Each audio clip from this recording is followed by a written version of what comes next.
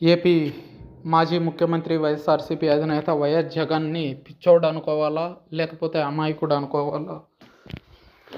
Manifesto అంటే భగవద్గీత, ఖురాన్, బైబిల్గా భావించి దాని అమలు కోసం వైఎస్ జగన్ తపించారనే కామెంట్లు అప్పట్లో బలంగా వినిపించాయి. 2019 సమయంలో అధికారంలోకి వచ్చేసరికి తన ముందున్న సీనియర్ పాలకులు 100 కోట్లు మాత్రమే మిగిల్చి వెళ్లారని సాకులు వెతుక్కోలేదు.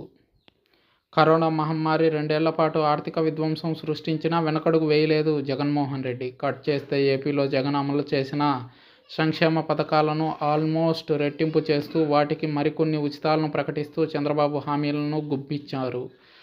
అమ్మ ఒడి కాస్త తల్లికి వందనంగా మార్చి ఒక్కరికి కాదు, ఇంట్లో ఎంతమంది స్కూల్ పిల్లలు ఉంటే అంతమందికి 15,000 అన్నారు. ఇసుక ఉచితం అన్నారు. ఆర్టీసీ బస్సుల్లో మహిళలకు ఉచిత బస్సు ప్రయాణం అన్నారు. ప్రతి ఏటా 3 గ్యాస్ సిలిండర్లు ఫ్రీ అన్నారు. దీనికి తోడు 18 ఏళ్లు దాటిన ప్రతి మహిళకు నెలకు 1,500, నిరుద్యోగులకు నెలకు 3,000 భృతి అని తెలిపారు.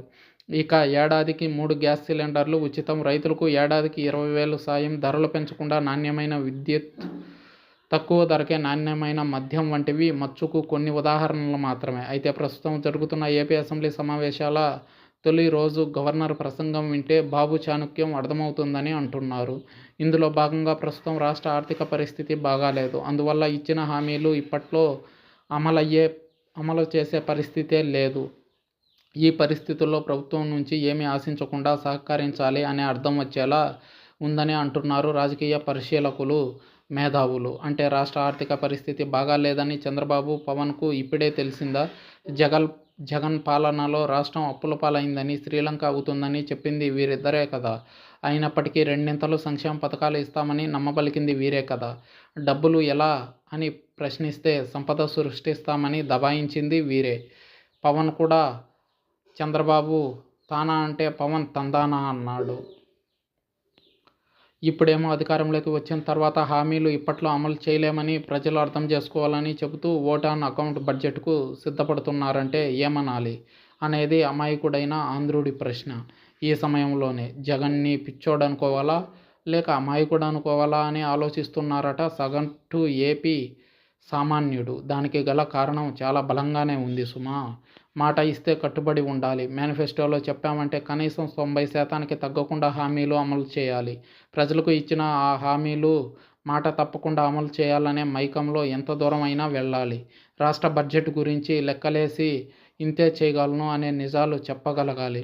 అంతకు మించి తన వల్ల కాదని వాస్తవాలు తెలపాలి అని జగన్ భావించారు. అందుకే బోర్లా పడ్డారు జగన్మోహన్ రెడ్డి. చంద్రబాబుకు తెలిసిన రాజకీయ చాణక్యం జగన్కు తెలియదంటున్నారు రాజకీయ మేధావులు.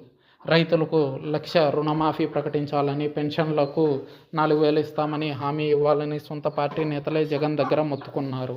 అయినా వినిపించుకోలేదు జగన్. రాష్ట్ర ఆర్థిక పరిస్థితి దృష్ట్యా అది సాధ్యం కాదని పట్టుకుని ఉన్నారు. అలాగని హామీలు ఇవ్వలేనని వాస్తవాలు మైకుల్లో చెప్పేశారు. జనానికి రాష్ట్ర ఆర్థిక పరిస్థితితోనూ వాస్తవాలతోనూ పని లేదని జగన్ గ్రహించలేకపోయాడు.